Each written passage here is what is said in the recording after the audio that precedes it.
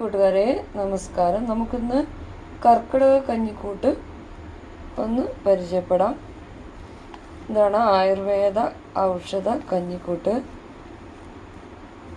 ഈ കർക്കിടക മാസത്തിലുണ്ടാക്കുന്ന ഈ കഞ്ഞി കുടിച്ചാൽ നമ്മുടെ വാത, കഫ, പിത്ത രോഗങ്ങൾക്ക് ശമനമുണ്ടാകും. ഇതിലുള്ള ചേരുവകളാണ് ഞവരേരി. ഇതാണ് ഞവരേരി. ഇത് നമുക്ക് 7 ദിവസം കഴിക്കാൻ ഉള്ള അരിയുണ്ടത്.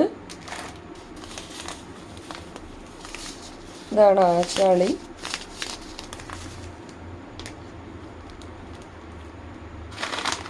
ഇതാണ് നമ്മുടെ ഉലുവ.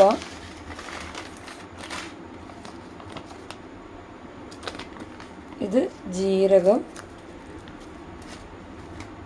ഇത് ഔഷധ ചൂർണമാണ്. ഇതാണ് നമ്മുടെ കക്കുംകായ എന്ന് പറഞ്ഞ സാധനം. ആഫ്രിക്കൻ ബീൻസ് എന്നറിയപ്പെടും. ഇത് മലമഞ്ചാടി എന്നും അറിയപ്പെടും. ഇത് നമ്മൾ ഇന്ന് പൊട്ടിച്ചിട്ട് ഇതിൻ്റെ ഉള്ളിലെ പരിപ്പ് വെള്ളത്തിലിടണം. വൈകുന്നേരം ഇട്ടാൽ പിറ്റേ ദിവസം രാവിലെ എടുക്കാൻ പറ്റുള്ളൂ. ഇതിനൊരു കട്ടുണ്ട്, ഇത് കളയണം വെള്ളത്തിലിട്ടിട്ട്. നമുക്കിത് പൊട്ടിച്ചിട്ട് ഇത് വെള്ളത്തിലിട്ട് വെക്കാം.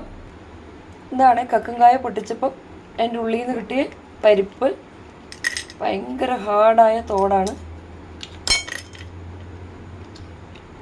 ഈ ഒരു കായിൻ്റെ പരിപ്പാണ് നമുക്ക് 7 ദിവസത്തേക്ക് ഉപയോഗിക്കേണ്ടത്. കുറച്ചെടുത്ത് വെള്ളത്തിലിട്ട് വെച്ചിട്ട് നാളെ രാവിലെ ഇതിട്ട് വെച്ച വെള്ളം കളഞ്ഞിട്ട് ഇത് അരച്ചെടുക്കണം. ഇതിൽ കുറച്ചെടുത്ത് വെള്ളത്തിലിട്ട് വെക്കാം. ബാക്കി എടുത്തൊരു പാത്രത്തിൽ സൂക്ഷിച്ച് വെക്കാം.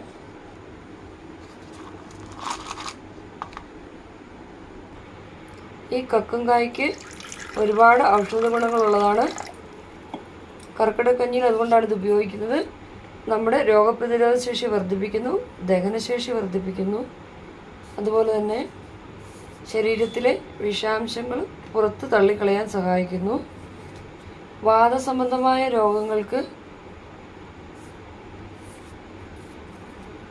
സന്ധിവേദന, അങ്ങനെയുള്ള വേദനകളെല്ലാം കുറയ്ക്കാൻ കക്കുംകായ കർക്കിടകക്കഞ്ഞിയിൽ ഉപയോഗിക്കുന്നതിലൂടെ നമ്മളെ സഹായിക്കുന്നു.